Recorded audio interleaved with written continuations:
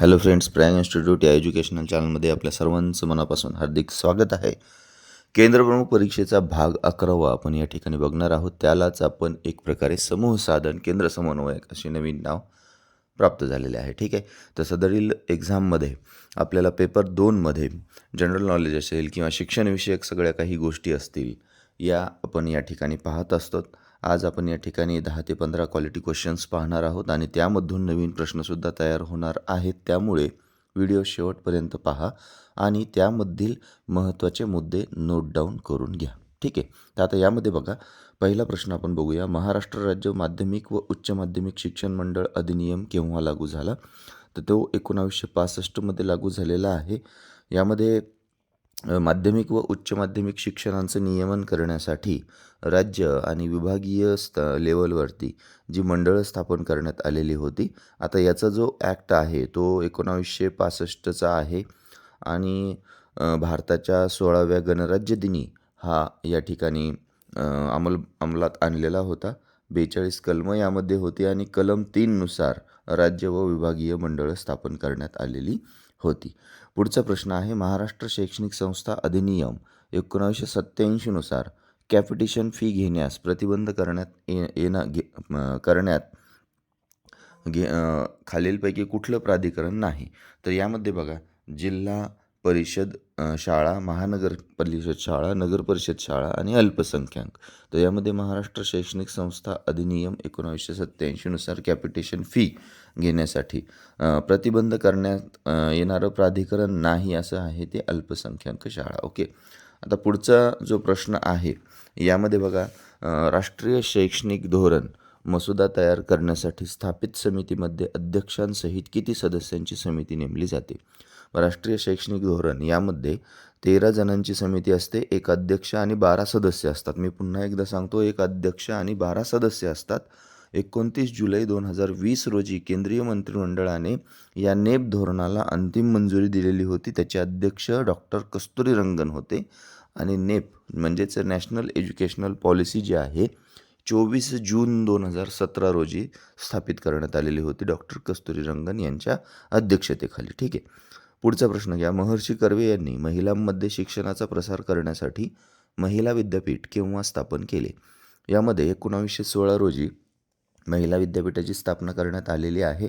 महर्षी कर्वे यांनी महिला विद्यालयाची स्थापना 1911मध्ये करण्यात आलेली होती. 4 मार्च 1907मध्ये पुणे या ठिकाणी स्थापन केलेलं होतं महिला विद्यालय. परंतु हे 1907चं पुण्यामधलं महिला विद्यालय 1911ला हिंगणे या ठिकाणी स्थलांतरित करण्यात आलेलं आहे. म्हणजे एक जनरल नॉलेजच्या बाबतीमध्ये किंवा जो आपल्याला कंटेंट ओरिएंटेड सिलेबस जो आपल्याला विचारण्यात येणार आहे तो आपण या ठिकाणी त्याच्यावरचे सुद्धा क्वेश्चन्स यामध्ये घेण्यात आलेली आहेत. एक होल अँड सोल 10 मिनिटामध्ये तुमची पूर्ण रिव्हिजन ही पेपर सेकंड संबंधित बाबतीत होण्याकरिता सर्व घटकांमधील आपण क्वेश्चन या ठिकाणी घेतलेली आहेत. त्यामुळं सबस्क्राईब, लाईक आणि शेअर करायला काहीच हरकत नाही. पुढचा प्रश्न, कोणत्या व्हाईसरॉय यांनी कायदेमंडळात मुस्लिम, मागासवर्गीय, अल्पसंख्याकांना योग्य प्रतिनिधित्व देण्यात येईल असे जाहीर केलेले होते? तर आता बघा, Lord Wavell, William Bentinck, Lord Minto आणि वॉरन हेस्टिंग्स. आता हा कंटेंटवरचाच प्रश्न आहे आणि एक इतिहास आणि राज्यशास्त्र या दोघांचीही सांगड घालणारा हा विषय आहे. वेवेल योजना हे याचं उत्तर आहे. 1945मध्ये कायदेमंडळामध्ये मुस्लिम, मागासवर्गीय, अल्पसंख्याक यांना प्रतिनिधित्व देण्यात येईल असं त्यामध्ये जाहीर करण्यात आलेलं होतं. लॉर्ड मिंटो यांच्या काळामध्ये मुस्लिमांचे स्वतंत्र मतदारसंघ तयार करण्यात येईल असे या ठिकाणी त्यांच्या काळामध्ये झालेलं होतं. आणि पुढचा प्रश्न आता आपण या ठिकाणी बघणार आहोत. बौद्ध धर्म परिषद पाटलीपुत्र या ठिकाणी झाली त्यावेळेचे शासक कोण होते? आता बौद्ध धर्म परिषद जी झालेल्या होत्या 4 परिषदा झालेल्या होत्या. त्यामध्ये अजातशत्रू हे पहिले शासक होते. कालाशोक हे दुसरे शासक होते. सुबुकामी या ठिकाणी झालेली ही परिषद होती. तिसरा अशोक मोगलीपुत्र या ठिकाणी ही परिषद पार पडली होती. त्याचे शासक अशोक होते. आणि कनिष्क त्याच वसुमित्र ही चौथी बौद्ध धर्म परिषद होती. त्यामध्ये पर्यायामध्ये पहिली, दुसरी, तिसरी आणि चौथी हे सर्वचे सर्व दिलेले आहेत. आणि त्याचे शासक त्या ठिकाणी पर्यायामध्ये दिलेले आहेत. ठिकाणं मी या ठिकाणी तुम्हाला लिहून दिलेली आहेत, ती व्यवस्थित लिहून घ्या. अजातशत्रूची महाकश्यप, कालाशोकची सुबुकामी, अशोकची मोगलीपुत्र तिस्स आणि कनिष्कची वसुमित्र. ठीक आहे. पुढचा प्रश्न बघा. भारतातील सर्वाधिक क्षेत्रफळ असलेले राज्य कोणते? राजस्थान हे सर्वाधिक क्षेत्रफळ असलेलं राज्य आहे. 2 नंबरला मध्य प्रदेश आहे आणि 3 नंबरला आपलं महाराष्ट्र आहे. ठीक आहे. तर राजस्थान जे आहे ते 3,42,239 स्क्वेअर किलोमीटरचं आहे. पुण्यानंतर मध्य प्रदेश जे आहे हे 3,08,352 स्क्वेअर मीटरचं आहे. स्क्वेअर मीटरमध्ये येते आणि 3,07,713 चौरस मीटर अशा संदर्भातलं महाराष्ट्र हे तिसरं राज्य आहे. उत्तर प्रदेश 4थ्या नंबरला आहे. पुढचा प्रश्न घ्या. महाराष्ट्राची साक्षरता किती टक्के आहे? आता 2011च्या फायनल जनगणनेच्या अंतिम आकडेवारी असते, त्यामध्ये 76.88% महाराष्ट्राची साक्षरता आहे. महाराष्ट्राचा विस्तार पूर्व पश्चिम जर बघितला तर 800 किलोमीटर आहे आणि उत्तर दक्षिण जर बघितला तर तो 700 किलोमीटर आहे. पुढचा प्रश्न बघा. सोडियम बायकार्बोनेट यांचे व्यावहारिक नाव काय आहे? सोडियम बायकार्बोनेट, खाण्याचा सोडा, धुण्याचा सोडा, पुन्हा नंतर सल्फ्युरिक ॲसिड्स आणि मोरचूद. तर सोडियम बायकार्बोनेट यांचे व्यावहारिक नाव जर आपण बघितलं तर हे खाण्याचा सोडा आहे. याचं रेणुसूत्र जर पाहायचं म्हटलं तर NaHCO3 अशा स्वरूपाचं आहे. ओके. सोडियम बाय म्हटलं की त्या ठिकाणी हायचं एच लावा, म्हणजे सोडियम बायकार्बोनेट आपल्या लक्षात राहून जाईल. नेक्स्ट क्वेश्चन आपण या ठिकाणी बघणार आहोत. सिल्वर या मूलद्रव्याची संज्ञा खालीलपैकी कोणती आहे? तर Ag म्हणजेच चांदी ही या मूलद्रव्याची संज्ञा आहे. Au ही गोल्ड याची संज्ञा आहे. As ही आर्सेनिक याची संज्ञा आहे आणि Ar ही आर्गॉनची संज्ञा आहे. पुढचा प्रश्न पहा. किरणोत्सारितेचा शोध कोणी लावला? आता हे शास्त्रज्ञांवरती आधारित प्रश्न आहे, असा हा जनरल नॉलेजमध्ये विचारला जाऊ शकतो. किरणोत्सारितेचा शोध हेनरी बेक्वेरेल यांनी लावलेला आहे. चॅडविक यांनी न्यूट्रॉन्सचा शोध लावलेला आहे. प्रिस्ले आणि त्यांच्यासोबतच लावाझिये जे आहेत यांनी ऑक्सिजनचा शोध लावलेला आहे. थॉम्सन यांनी इलेक्ट्रॉन्सचा शोध लावलेला आहे. ठीक आहे. पुढचा प्रश्न बघा. अयोग्य जोडी ओळखायची आहे. 21 मार्च वन दिन, 22 मार्च वसुंधरा दिन, 5 जून पर्यावरण दिन, 16 सप्टेंबर जागतिक ऊर्जा दिन. निश्चितच यामध्ये चौथा पर्याय आपला रॉंग आहे. 14 नोव्हेंबर हा जागतिक ऊर्जा दिन म्हणून साजरा केला जातो आणि 16 सप्टेंबर हा ओझोन दिन म्हणून आपण साजरा करत असतो. पुढचा प्रश्न बघा. फ्रेम ऑफ माइंड या पुस्तकाचे लेखक कोण आहेत? यामध्ये त्यांनी बुद्धिमत्तेच्या बहुआयामी सिद्धांतांची मांडणी केलेली आहे. तर फ्रेम ऑफ माइंड या पुस्तकाचे लेखक हावर्ड गार्डनर आहेत. बुद्धिमत्तेचे प्रकार, 9 बुद्धिमत्तेचे प्रकार त्यांनी सांगितलेले आहेत. त्यांच्या सिद्धांतामध्ये त्याचा समावेश करण्यात आलेला आहे. असे कोण आहेत? Howard Gardner. ओके. पुढे. अध्ययन शंकूची मांडणी कोणत्या अमेरिकन संशोधकाने शोधलेली आहे? तर pro Allen, doctor Howard Gardner, Edgar Dale आणि ब्रुक्स. तर निश्चितच तुम्हाला एडगर डेल हे नाव तुमच्यासमोर आलंच असेल. एडगर डेलचा शंकू असं आपण त्या ठिकाणी संबोधायचो त्याला. मग हे अध्ययन शंकूची मांडणी एडगर डेल यांनी केलेली आहे. प्रो ॲलन यांनी टीचिंग एड्स सापडलेली आहेत. आता आपण बघणार आहोत बालकांच्या हक्कांचे संरक्षण आयोग अधिनियम केव्हाचा आहे? तर तो आयोग अधिनियम जो आहे बालहक्क संरक्षण अधिनियम 2005चा आहे. लागू झाला 20 जानेवारी 2006मध्ये. आपल्या नोट्समध्ये आपण फक्त 2006 असा उल्लेख केलेला होता, परंतु त्या ठिकाणी आपण 20 जानेवारी 2006 ही डेट त्या ठिकाणी अपडेट करून घेऊ शकता. ठीक आहे.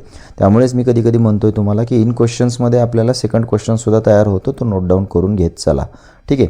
बालकांच्या बाबतीतही अपराधांची चौकशी करण्यासाठी, बालकांच्या हक्कांचे संरक्षण करण्यासाठी हा आयोग पारित करण्यात आलेला आहे. सेकंड क्वेश्चनकडे जाऊया. बालक या बाल हक्क संरक्षण आयोगाच्या अधिनियमातील व्याख्येत किती वर्षाखालील व्यक्तीला बालक म्हणून संबोधले जाते? तर 18 वर्षापर्यंतच्या मुलाला किंवा बालकाला त्या ठिकाणी बालक संबोधलं जातं, म्हणजे 0 ते 18 असं त्या ठिकाणी आपण लक्षात घेऊ शकतो. 18च्या वरती मात्र त्यांना प्रौढ म्हणून आपण त्या ठिकाणी गणलं जायचं आहे.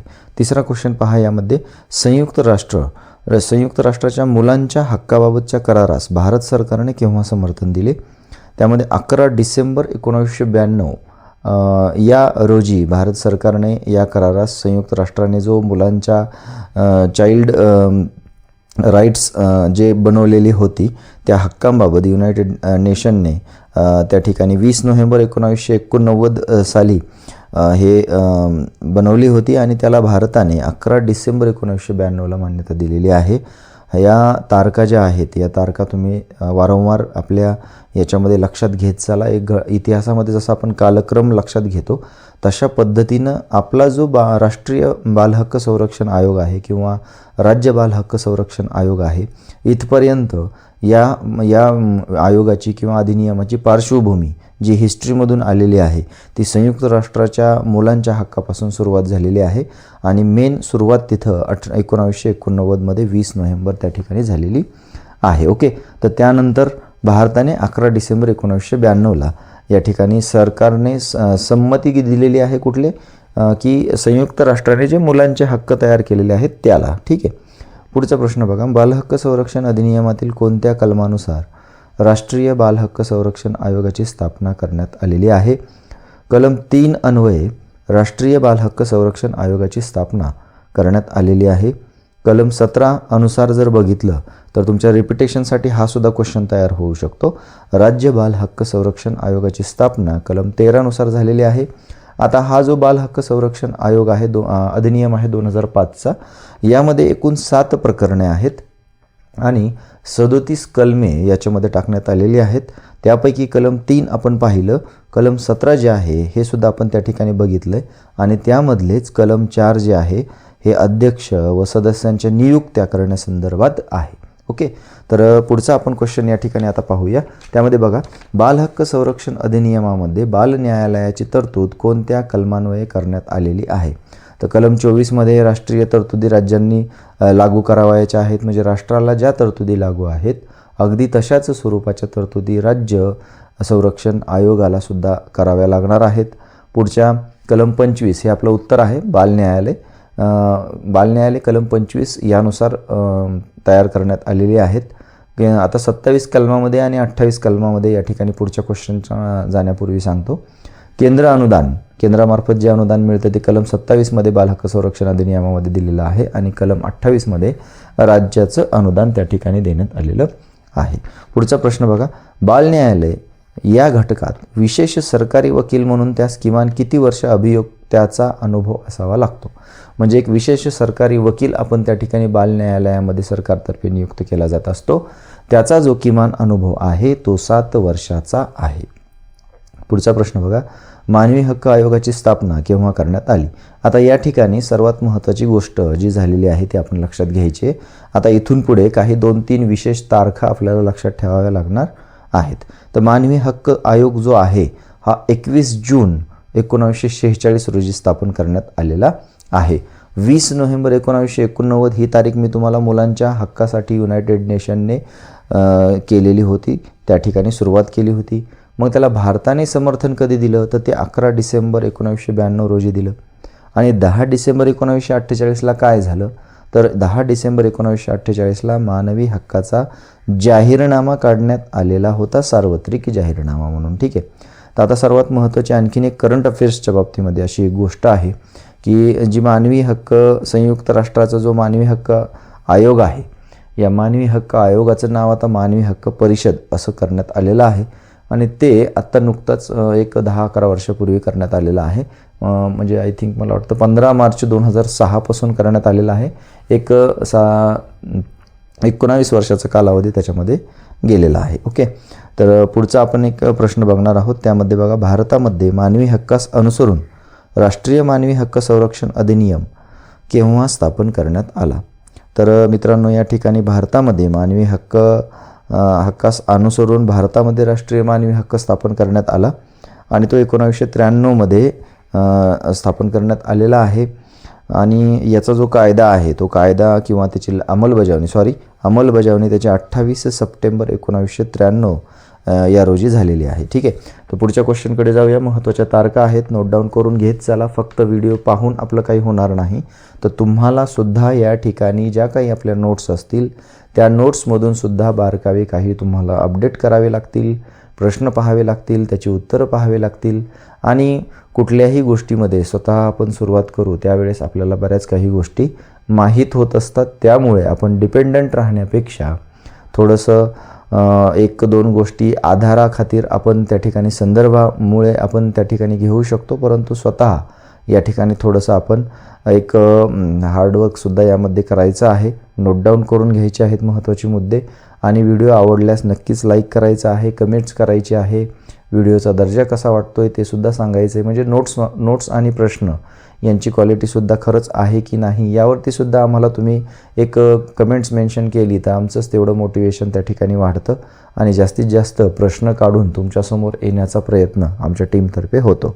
अन्यथा आम्ही इतर कामांमध्ये त्या ठिकाणी लागून जातो. त्यामुळे मोटिवेशन वाढवण्यासाठी प्लीज आपण कमेंट्स करा, सबस्क्राईब करा आणि खरंच आपण सिरियसली तयारी जर त्या ठिकाणी करत असाल तर नक्कीच आपण आपल्या मेंबरशिप जॉईन करून आम्हाला त्या ठिकाणी थोड्या एक सहकार्य देखील करू शकता.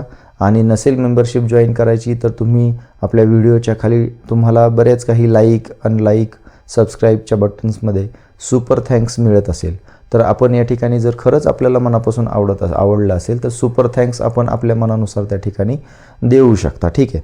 पुढे आपण बघा, भारतीय मानवी हक्क आयोगाची स्थापना केव्हा करण्यात आली? 12 ऑक्टोंबर 1993 रोजी भारतामध्ये मानवी हक्क आयोगाची स्थापना करण्यात आलेली आहे. याचे अध्यक्ष कोण असतात असा जर प्रश्न विचारला तर सर्वोच्च न्यायालयाचे निवृत्त न्यायाधीश असतात किंवा न्यायाधीश हे मानवी हक्क आयोगाचे अध्यक्ष म्हणून असतात. पुढे राष्ट्रीय मानवी हक्क आयोगाचे एकूण अध्यक्ष व सदस्य यांची एकूण संख्या किती?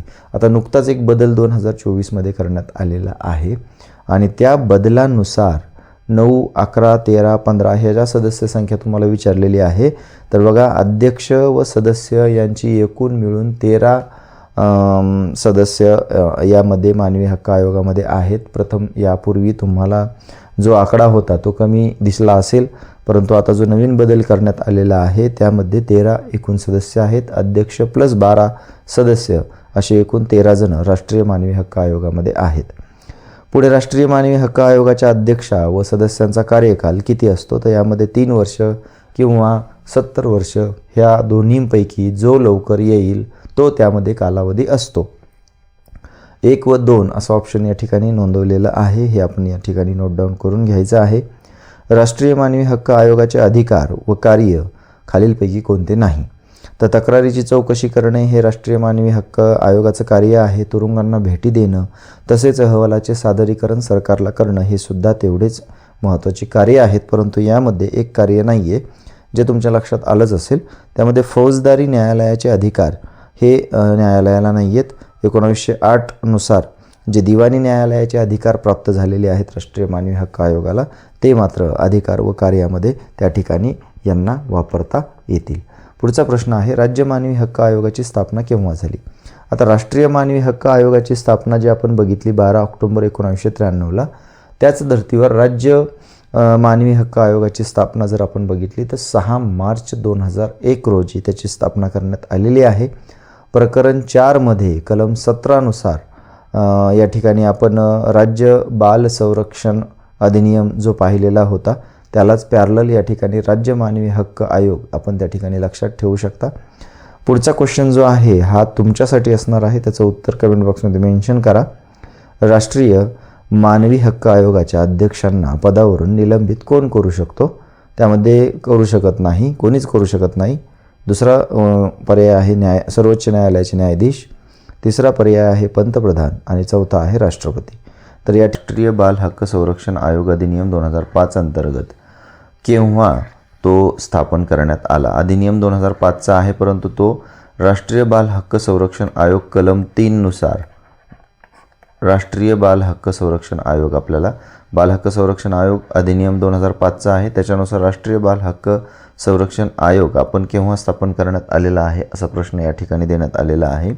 5 मार्च 2007 रोजी कलम 3 अन्वये हा आयोग स्थापन करण्यात आलेला आहे. ठीक आहे. तर यामध्ये जुलै 2007मध्ये कलम 17 अन्वये, ठीक आहे, लक्षात राहू द्या, कलम 17 अन्वये राज्य बाल हक्क संरक्षण आयोग स्थापन करण्यात आलेला आहे.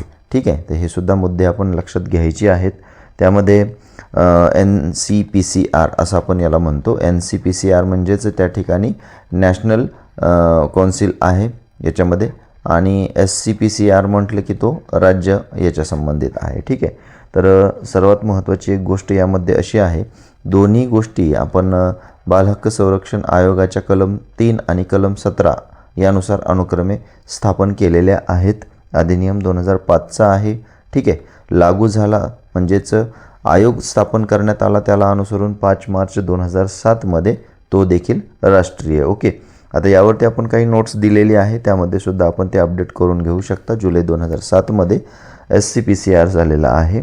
आता दोन्हीमध्ये एक महत्त्वाची गोष्ट तुम्हाला या ठिकाणी सांगायची आहे, त्याच्यावरती प्रश्न तयार होत आहे, त्यामुळं नोट डाऊन करून घ्या.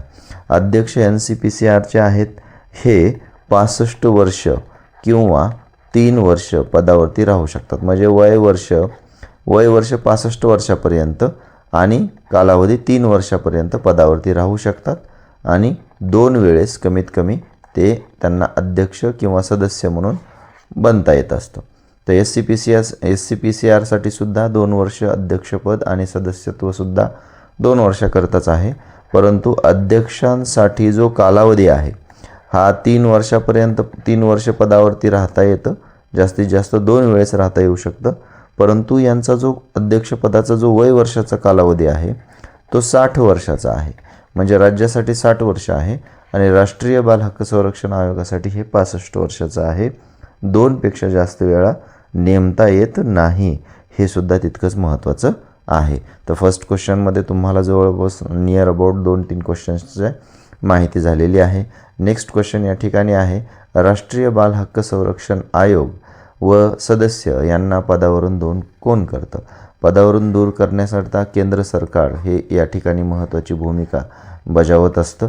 हे सर्वात महत्त्वाची गोष्ट आपण या ठिकाणी लक्षात घ्यायची आहे, कारण यामध्ये तो दिवाळखोर असेल किंवा असक्षम असेल, मनोविकल असेल किंवा तुरुंगवासाची शिक्षा हा त्या ठिकाणी भोगलेला असेल, अशा या अध्यक्षाला पदावर राहता येत नाही. म्हणून त्यांना पदावरून दूर करण्याकरिता या ठिकाणी केंद्र सरकार हे तितकंच त्यामध्ये बांधील असतं. ठीक आहे. तर यामध्ये बालकल्याण क्षेत्रातील अध्यक्ष यामध्ये असतो. म्हणजेच केंद्र शासनाकडून महिला व बालविकास मंत्र्याची अध्यक्ष म्हणून त्या ठिकाणी स्थापना त्या नियुक्ती केंद्र शासनाने त्रिसदस्यीय निवड मंडळामार्फत केलेली असते.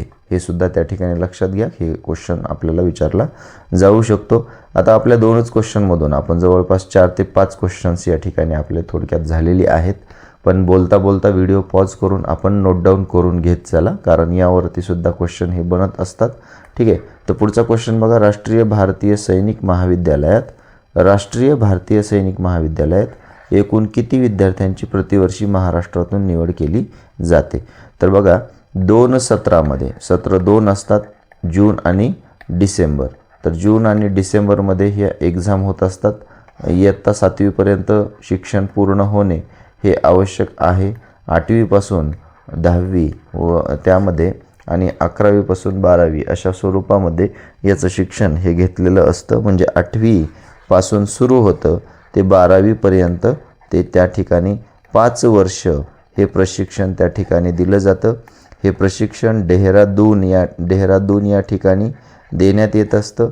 आता हे शिक्षण देत असताना महाराष्ट्रातून जूनमध्ये 2 विद्यार्थी आणि डिसेंबरच्या सत्रामधून 2 विद्यार्थी असे एकूण 4 विद्यार्थ्यांचं त्या ठिकाणी सिलेक्शन केलं जातं. आणि प्रतिवर्ष फक्त आणि फक्त 4च विद्यार्थ्यांची निवड करून राष्ट्रीय भारतीय सैनिक महाविद्यालयामध्ये गुणवंत विद्यार्थ्यांना शिक्षण त्या ठिकाणी दिलं जातं. महाराष्ट्रातून हे सरकारी शिष्यवृत्ती म्हणून 4 विद्यार्थ्यांची निवड ही त्या ठिकाणी केलेली असते. 5 वर्ष प्रशिक्षण त्यांना त्या ठिकाणी डेहराडून या ठिकाणी दिलं जातं. तर हे सुद्धा क्वेश्चन तयार होऊ शकतो. तर त्यामुळे संबंधित बरेच क्वेश्चन्स आपले तयार होत आहेत. हे क्वेश्चन्स आपण त्या ठिकाणी लक्षात ठेवायची आहेत. पुढचा प्रश्न आता आपण बघणार आहोत. 5वी व 8वी शिष्यवृत्ती परीक्षा पात्र झाल्यावर किती महिन्यांची प्रतिवर्षी शिष्यवृत्ती मिळते? म्हणजे बघा, 5वी आणि 8वीची स्कॉलरशिप सुरू झालेली आहे विद्यार्थ्यांना. आता ही जी स्कॉलरशिप सुरू झालेली आहे, विद्यार्थी परीक्षा देतात. परीक्षा दिल्यानंतर त्यामध्ये पासही होतात, काही विद्यार्थी पात्रही होतात आणि काही विद्यार्थी हे शिष्यवृत्ती धारक म्हणून ओळखले जातात. तर पात्र विद्यार्थी हे शिष्यवृत्ती धारक म्हणून मेरिट लिस्टमध्ये आले पाहिजे किंवा त्या स्कॉलरशिपच्या रकमेमध्ये बसले पाहिजे. मग त्यासाठी त्यांना 10 महिने म्हणजे 1 वर्षामध्ये 12 महिने असतात, परंतु 10च महिन्याकरिता ही स्कॉलरशिप त्यांना देण्यात येत असते. ठीक आहे, तर ही स्कॉलरशिप त्यांना 10 महिन्याकरिताच पुरवण्यात आलेली आहे. त्यामुळं हे लक्षात घ्या. गुणवान विद्यार्थ्यांना एक प्रोत्साहन देण्याकरिता ही योजना त्या ठिकाणी तयार केली गेलेली आहे. पुढचा प्रश्न बघा. बेगम हजरत महल राष्ट्रीय शिष्यवृत्ती योजना कोणाकरिता आहे? तर बेगम हजरत महल ही राष्ट्रीय शिष्यवृत्ती योजना जी आहे ही अल्पसंख्याक विद्यार्थ्यांकरिता करण्यात आलेली आहे. अटल बिहारी वाजपेयी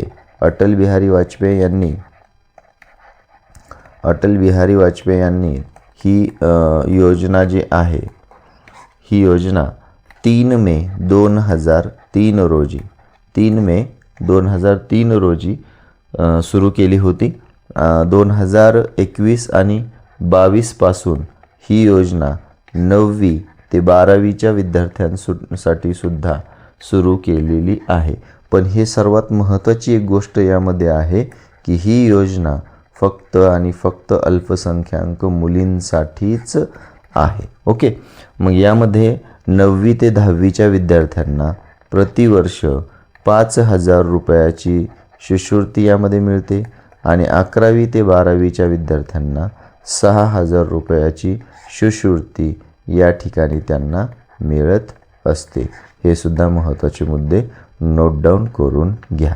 9वी ते 12वीपर्यंतच्या विद्यार्थ्यांना यामध्ये इन्सर्ट करण्यात आलं 21-22मध्ये आणि 3 मे 2003 पासून ही योजना 8वीपर्यंत त्या ठिकाणी सुरू होती. आता पुढचा महत्त्वाचा प्रश्न आणखीन आपण एक बघणार आहोत की महात्मा फुले शिक्षण हमी केंद्र सर्व शिक्षा अभियानातून कोणाकरिता सुरू केलेली आहेत? तर ही जी महात्मा फुले शिक्षण हमी केंद्र आहेत हे ऊसतोड कामगारांच्या पाल्यांकरिता सुरू केलेली आहे. कारण महाराष्ट्रामध्ये बराचसा जो वर्ग आहे तो ऊसतोड कामगार म्हणून सप्टेंबरपासून ते मार्च-एप्रिलपर्यंत ऊसतोडीसाठी जातात आणि सप्टेंबरमध्येच या महात्मा फुले शिक्षण हमी केंद्र सप्टेंबरमध्येच ह्या काय होत असतात, चालू होत असतात आणि यालाच आपण एक प्रकारे साखर शाळा म्हणून सुद्धा संबोधतो. मग ह्या साखर शाळा ज्या आहेत ह्या वसतिगृह स्वरूपात सप्टेंबरमध्ये चालू करण्यात येत असतात आणि हे ऊसतोड कामगारांच्या विद्यार्थ्यांच्या पाल्यांकरिता असते. पुढचा प्रश्न आहे. विद्यार्थी प्राथमिक शाळेतील 1ली ते 7वीच्या सर्व विद्यार्थ्यांना या ठिकाणी 1ली ते 7वीच्या सर्व विद्यार्थ्यांना मोफत पाठ्यपुस्तके देण्यात सुरुवात झालेली आहे. तर मोफत पाठ्यपुस्तके देण्यात सुरुवात केव्हा झालेली आहे? तर 2004 आणि 2005मध्ये त्यांना ही मोफत पाठ्यपुस्तके देण्यासाठी सुरुवात झालेली आहे. बालवाडी शाळा केव्हापासून सुरू करण्यात आलेल्या आहेत? तर बालवाडी शाळा या 1978 पासून सुरू करण्यात आलेल्या आहेत. सर्वात महत्त्वाचा क्वेश्चन आपण या ठिकाणी लक्षात घ्यायचा आहे. यामध्ये 2004-5मध्ये जे आपण बघितलं हे 4-5मध्ये SSAमधून 1ली ते 8वीसाठी मोफत पाठ्यपुस्तके दिली जातात. बालवाडीसाठी 1978 पासून सुरू केली. आता शासकीय विद्यानिकेतन ग्रामीण भागातील मुलांना उत्तम संधी मिळवून देण्याकरिता सुरू करण्यात आलेलं आहे. हे 1966 ते 67मध्ये आहे. तर यामध्ये धुळे असेल किंवा छत्रपती संभाजीनगर असेल किंवा तसेच त्यासोबत पुसेगाव असेल. पुसेगाव म्हणजेच सातारा विभागासाठी आहे. ठीक आहे, हे मुद्दे नोट डाऊन करून घ्या. पुन्हा केळापूर आहे. केळापूर जे आहे हे यवतमाळमध्ये आहे. म्हणजे अशा काही ठिकाणी शासकीय विद्यानिकेतन आहेत आणि हे मुलांकरिता असतात. हे सुद्धा लक्षात घ्या, हे मुलांकरिता असतात आणि त्यांना त्या ठिकाणी गुणवान विद्यार्थ्यांना एक चांगल्या शिक्षणाची संधी मिळावी म्हणून. तर हे एक चिखलदरा आहे विदर्भाचं एक सेंटर म्हणून. जळगाव खानदेशकडचं धुळे आहे. मराठवाड्याचं संभाजीनगर आहे. सातारा विभागातून पुसेगाव म्हणून आहे आणि यवतमाळ विभागातून केळापूरचा आहे. 5वीमध्ये या ठिकाणी त्यांना प्रवेश दिला जात असतो. आदिवासी विभागामार्फत चालविण्यात येणाऱ्या आश्रमशाळांमध्ये पाणी, स्वच्छता, आरोग्य हा कार्यक्रम केव्हापासून सुरू करण्यात आला? यालाच वॉश म्हटलेलं आहे. जे वॉश म्हणजे वॉटर सॅनिटेशन अँड हायजीन म्हणून वॉश कार्यक्रम सुरू करण्यात आलेला आहे 2015 आणि 16पासून. तर हे सुद्धा तितकंच महत्त्वाचं आहे. क्वेश्चन लक्षात ठेवा. राष्ट्रीय आविष्कार अभियान या अभियानाची सुरुवात कोणाद्वारे झाली? तर डॉक्टर APJ अब्दुल कलाम यांच्याद्वारे याची सुरुवात झालेली आहे. यामध्ये नवी दिल्ली या ठिकाणावरून हे कार्यक्रम सुरू झालेला आहे 9 जुलै 2015पासून. हे लक्षात घ्या, म्हणजे राष्ट्रीय आविष्कार अभियान. प्रकाश जावडेकर यांनी विद्यावीरता अभियान सुरू केलेलं आहे देशसेवेसाठी. म्हणजे विद्यार्थ्यांमध्ये देशप्रेम, देशभक्ती हे रुजण्याकरिता 9वी, 10वी, 11वी, 12वी यांच्या उच्च शिक्षित किंवा 9वी, 10वी, 11वी, 12वीच्या विद्यार्थ्यांकरिता विद्यावीरता अभियान या ठिकाणी सुरू करण्यात आलेलं आहे. त्या ठिकाणी त्यांच्यामध्ये देशप्रेम, देशसेवा ही वाढीस लागावी उच्च शिक्षित किंवा उच्च शिक्षण घेणाऱ्या विद्यार्थ्यांमध्ये सुद्धा. अरुण जेटली यांनी प्रधानमंत्री फेलोशिप कार्यक्रम काढलेला आहे. हा सर्वात महत्त्वाचा आहे. तुम्ही PhDसाठी लक्षात घेतलं असेल, फेलोशिप दिली जाते प्रतिवर्षी किंवा प्रति महिन्याला 40,000, 70,000 हजार रुपये दिली जातात. पहिल्या वर्षी 70,000, दुसऱ्या वर्षी 70,000, तिसऱ्या वर्षी 75,000, चौथ्यावरती 80,000 आणि 5व्या वर्षीसुद्धा 80,000 रुपये प्रति महिन्याला. बरं का, हे सुद्धा फार महत्त्वाचं आहे. ही प्रति महिना ही फेलोशिप दिली जाते. मग त्यामध्ये PhD धारकांनासुद्धा त्यामध्ये आहे. म्हणजे असे इंडियामधून 1000 विद्यार्थ्यांना ही फेलोशिपचा कार्यक्रम म्हणजे फेलोशिपद्वारे शिष्यवृत्ती त्यांना शिक्षणासाठी किंवा गुणवत्ता अजून वाढीस लागावी याकरिता दिली जाते.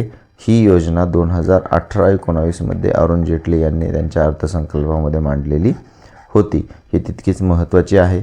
IIT असेल किंवा मोठ्या मोठ्या उच्चस्तरीय शिक्षण प्रणाल्या असतील त्यामध्ये ही फेलोशिपची योजना राष्ट्रीय आविष्कार अभियानसोबत डॉक्टर APJ अब्दुल कलाम, प्रकाश जावडेकर विद्यावीरता अभियान, अरुण जेटली प्रधानमंत्री फेलोशिप कार्यक्रम हे सुरू केलेली आहेत. आता भारत बडे भारत ही योजना केव्हा सुरू करण्यात आलेली आहे? ऑप्शन्स दिलेले आहेत खाली, त्यापैकी कमेंट्स करा, आन्सर लिहा, मेंबरशिप जॉईन करा ज्यांना सिरियसली स्टडी करायची आहे त्यांनी, आणि कम्युनिटी टॅबमध्ये व्हॉट्सअपची लिंक देण्यात आलेली आहे. त्यांनी मेंबरशिप स्वीकारल्यानंतर त्या ठिकाणी जाऊन व्हॉट्सअप लिंकवरती आपण लिंकद्वारे ग्रुपमध्ये जॉईन व्हायचं आहे. जॉईन झाल्यावर हाय टाकायचं आहे. हाय टाकलं की आपल्याला सर्व चॅनलवरती पेपर सेकंडच्या समूह साधन केंद्र समन्वयकच्या सर्व नोट्स तुम्हाला व्हॉट्सअपमध्ये मिळतील. तसेच तुम्हाला यामध्ये अजूनही व्हिडिओ जे आहेत ते मेंबर्स लोकांनाच आपण काही व्हिडिओ त्या ठिकाणी बघण्यासाठी ठेवलेले आहेत, तर ते सुद्धा तुम्हाला त्या ठिकाणी पाहता येतील. म्हणजे PDF प्लस एक्झाम ओरिएंटेड काही महत्त्वाचे व्हिडिओ हे तुम्हाला त्या ठिकाणी पाहता येणार आहेत. त्यामुळं चॅनल अद्यापपर्यंत सबस्क्राईब केलेलं नसेल तर चॅनल सबस्क्राईब करा आणि गरजू विद्यार्थ्यांपर्यंत शेअर करून मेंबरशिप जॉईन करायला विसरू नका. बघा, युनिसेफची स्थापना केव्हा झाली?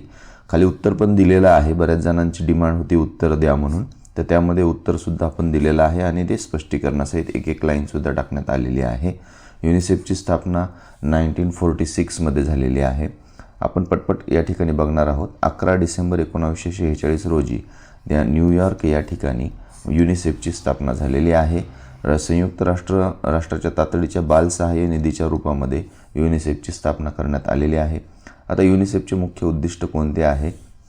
तर यामध्ये मुलांचे हक्क व कल्याण संरक्षण करणे हे त्यांचा मुख्य उद्दिष्ट आहे. युनिसेफ जगभरातील मुलांसाठी आरोग्य, शिक्षण, पोषण व संरक्षण यासाठी काम करीत असते. त्यांच्या हक्कांचे रक्षण करत असते.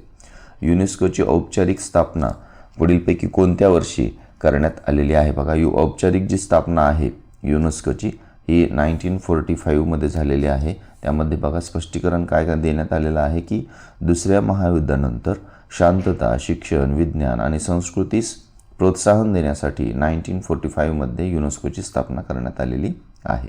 खालीलपैकी कोणते युनेस्कोचे शिक्षण क्षेत्रातील कार्य आहे? आता शिक्षण क्षेत्रातील युनेस्कोचे जे कार्य आहे ते काय आहे? आपल्याला युनेस्कोबद्दल परीक्षेमध्ये दिलेलं नाही आहे, परंतु एखाद्या वेळेस शिक्षणाशी रिलेटेड आहे त्यामुळे त्याच्यामध्ये एखादा क्वेश्चन हा येऊ शकतो. त्यामुळे आपला काही जास्त वेळ जाणार नाही. सदस्य देशांना शाश्वत सर्वसमावेशक गुणवत्तापूर्ण शिक्षणासाठी मानके व धोरणे सुचविणे हे शिक्षण क्षेत्रातील युनेस्कोचं कार्य आहे. युनेस्को शिक्षणासह अनेक क्षेत्रांमध्ये जागतिक मानके, धोरणे, मार्गदर्शन व ज्ञान निर्मितीद्वारे सहकार्य वाढवण्याचा प्रयत्न ते करत असतं. भारतातील शिक्षण मंत्रालय, पूर्वीचे मानव संसाधन विकास मंत्रालय, प्रामुख्याने कोणत्या स्तरावरील शिक्षणाची जबाबदारी सांभाळते? तर यामध्ये बघा, शालेय व उच्च दोन्हीही स्तरावरील शिक्षण धोरण आणि नियोजन हे भारतातील शिक्षण मंत्रालय म्हणजेच पूर्वीचं मानव संसाधन विकास मंत्रालय या दोन्ही गोष्टी त्या ठिकाणी ते पूर्ण पाडतं. शिक्षण मंत्रालयात शालेय साक्षरता विभाग, बघा शिक्षण मंत्रालयात शालेय साक्षरता विभाग व उच्च शिक्षण विभाग असे दोन मुख्य विभाग असून दोन्ही स्तरावर धोरण, योजना व कार्यक्रमांची आखणी त्या ठिकाणी केली जाते. राष्ट्रीय शैक्षणिक संशोधन व प्रशिक्षण परिषद NCERT कोणत्या वर्षी स्थापन करण्यात आली? 1961 रोजी ही स्थापन करण्यात आली. भारत सरकारने शालेय शिक्षणासाठी संशोधन, पाठ्यपुस्तके, प्रशिक्षण व नवोन्मेष यासाठी NCERTची स्थापना केलेली आहे. NCERTचे एक महत्त्वाचे कार्य कोणते आहे? तर NCERTचे एक महत्त्वाचे कार्य जे आहे हे बघा, शालेय शिक्षणासाठी पाठ्यपुस्तक निर्मिती व अभ्यासक्रम विकास करणे हे त्या ठिकाणी आहे. कारण आता विद्यापीठ अनुदान वाटप वगैरे ते UGC वगैरे ते ज्या काही गोष्टी आहेत त्या आपल्या विविध संस्थांमध्ये येतात. NCERTचे एक महत्त्वाचं कार्य यामध्ये अभ्यासक्रम चौकट तयार करून इयत्ता 1ली ते 12वीपर्यंतच्या शालेय पाठ्यपुस्तकांची निर्मिती व शिक्षणातील संशोधन करणे हे NCERTचे महत्त्वाचे कार्य आहे. NCTEचा मुख्य उद्देश काय आहे? ठीक आहे, NCTE आता NCTE सर्व शिक्षकांच्या चांगलीच लक्षात राहणार आहे, कारण तिथे TET जे आहे हे कशामुळे सुरू झालं, कोणी सुरू केलं, काय पात्रतेचे निकष कोणी ठरवले, त्याच्यामुळं तुम्हाला याच्यावरती प्रश्न तर 100% येईलच आणि आला तरी तो तुमचा चुकणार नाही. ठीक आहे, कारण हे एक प्रकारे शिक्षणातील गुणवत्ता व मानके राखणे हे त्याचं उत्तर आहे. वरती क्लिक करायचं राहिलं आपलं. हे या ठिकाणी शिक्षणातील गुणवत्ता व मानके राखणे हे NCTEचा मुख्य उद्देश त्यामध्ये आहे. 1993च्या NCTE अधिनियमांतर्गत स्थापन झालेल्या या परिषदेचे काम शिक्षण कार्यक्रमांना मान्यता देते व मानके ठरवते.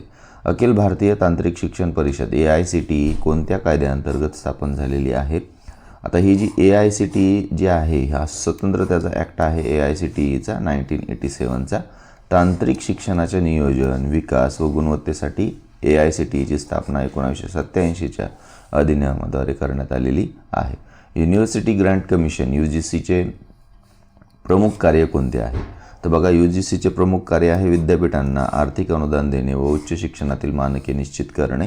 UGC भारतातील विद्यापीठ प्रणालीचे समन्वय, मानके, अनुदान वाटप यावर जबाबदार एक नोडल एजन्सी, सर्वोच्च वैधानिक संस्था त्यामध्ये आहे. न्यूपा, त्यालाच निपा आपण म्हणतो, राष्ट्रीय शैक्षणिक नियोजन व प्रशासन संस्था, हे कशात कार्य करते, कोणत्या क्षेत्रात कार्य करते? तर यामध्ये बघा, शैक्षणिक नियोजन, व्यवस्थापन व प्रशासनास प्रशिक्षण या गोष्टी त्यामध्ये असतात. निपाच्या शिक्षण क्षेत्रातील नियोजन, धोरण विश्लेषण आणि प्रशासकीय प्रशिक्षणासाठी विशेषतः ती ओळखली जाते. पुढचा प्रश्न बघूया. भारतातील दूरस्थ शिक्षणाशी निगडीत धोरणात्मक देखरेख पूर्वी कोणत्या परिषदेकडे होते? दूरस्थ शिक्षणासाठी.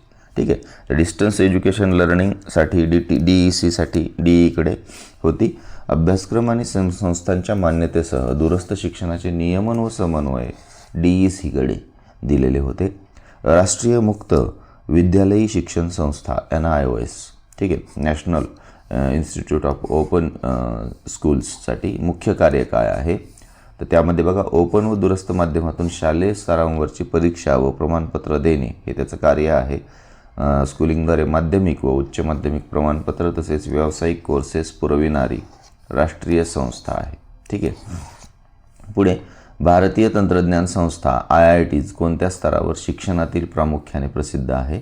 तर IITs जे आहेत ह्या उच्च तांत्रिक व अभियांत्रिकी शिक्षणासाठी त्या ठिकाणी प्रामुख्याने प्रसिद्ध आहेत. IIT ही राष्ट्रीय महत्त्वाची संस्था म्हणून पदवी, पदव्युत्तर, संशोधन स्तरांवरील अभियांत्रिकी व तंत्रज्ञान शिक्षण ही देत असते. भारतीय व्यवस्थापन संस्था IIMs स्थापनेचा मुख्य उद्देश काय आहे? आपण IITचा बघितला, IIMsचा काय आहे तर व्यवस्थापन, मॅनेजमेंट असतं यातलं M म्हणजे, व्यवस्थापन आणि व्यवसाय प्रशासनामध्ये उच्च दर्जाचे शिक्षण व संशोधन करणे हे IIMSचा मुख्य उद्देश असतो. पुढे नंतर केंद्रीय विद्यालय संघटन समाज नोंदणी कोणत्या कायद्याखाली नोंदणीकृत झालेलं आहे, तर 1965मध्ये बघा KVS हे केंद्रीय विद्यालय संघटन आहे. संचालन करणारं KVS 15 डिसेंबर 1965 रोजी सोसायटीज रजिस्ट्रेशन ॲक्ट 1860 अंतर्गत नोंदणी करण्यात आलेलं आहे. KVSचे मुख्य उद्दिष्ट कोणते आहे, तर भारत सरकारच्या स्थलांतरित कर्मचाऱ्यांच्या मुलांना समान गुणवत्तेचे शिक्षण देणे या ठिकाणी आहे. म्हणजे स्थलांतरित कर्मचारी जे आहेत, बदली होणारे, इकडून तिकडे जाणारे, यांच्या मुलांना समान गुणवत्तेचे शिक्षण त्या ठिकाणी देणं, ट्रान्सफरेबल एम्प्लॉईज व इतर विद्यार्थ्यांना देशभरात एक समान दर्जाचे शिक्षण उपलब्ध करून देण्यासाठी.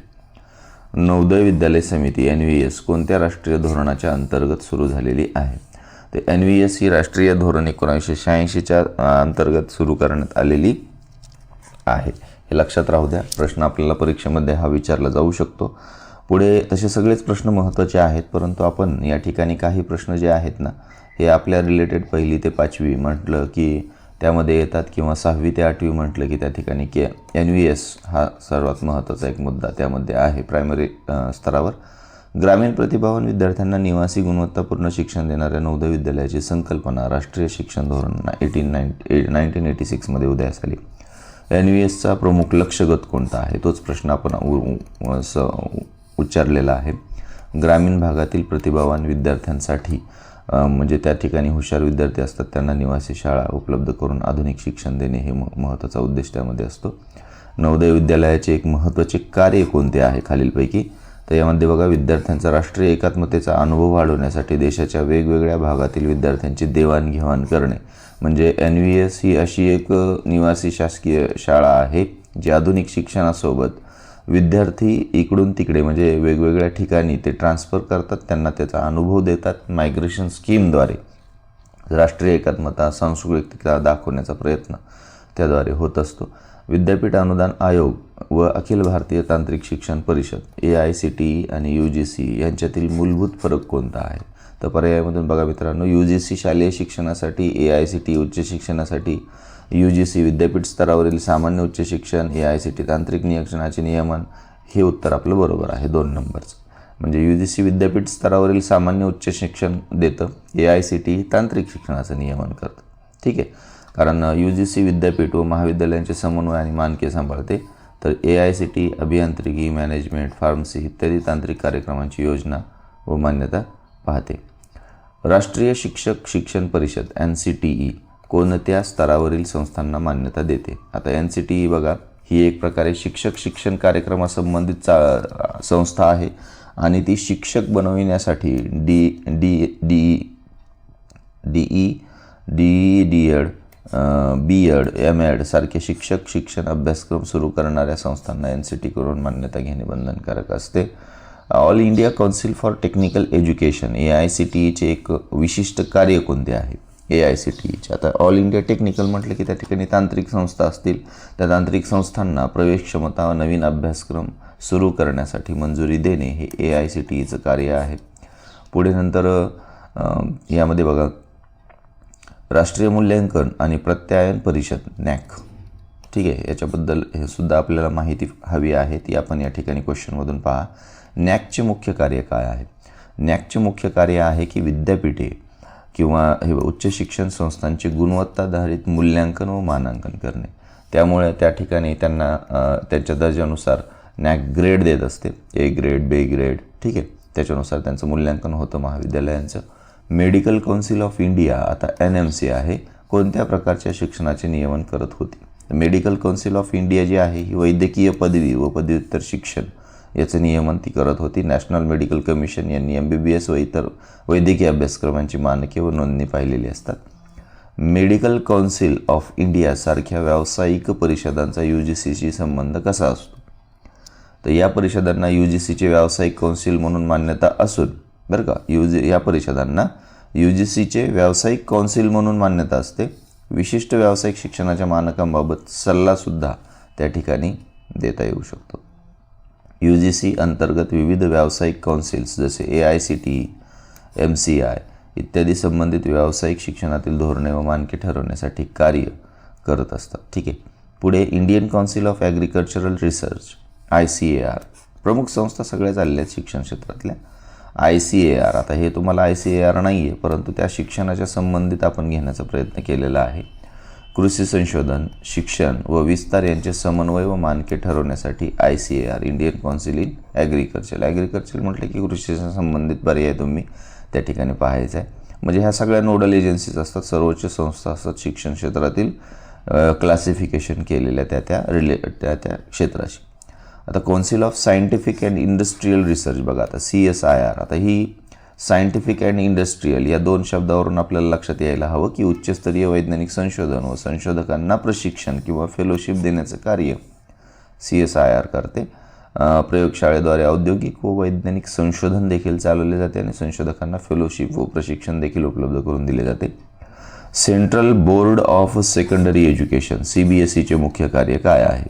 ठीक आहे, तर देशातील अनेक शाळांसाठी माध्यमिक व उच्च माध्यमिक बोर्ड परीक्षा आयोजित करणे व अभ्यासक्रम आखणे हे CBSEचे मुख्य कार्य आहे.